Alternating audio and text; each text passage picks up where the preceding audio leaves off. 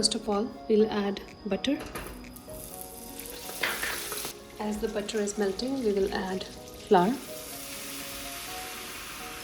and start to roast it.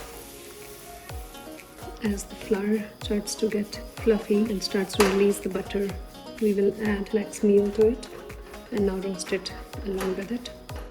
This will be a good time to add almond flour. Here we go, almond flour. Give it a mix. We have to keep working this mixture so it doesn't get burned. Since the mixture looks pretty dry right now, I will add 2 tablespoons of melted butter. Turn up the heat and we'll wait for it to cool down a little bit. This is a good time to add cardamom powder, jaggery powder, raisins, and now give it a mix.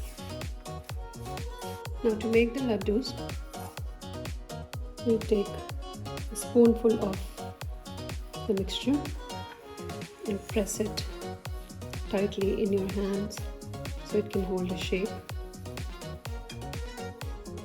So that's how the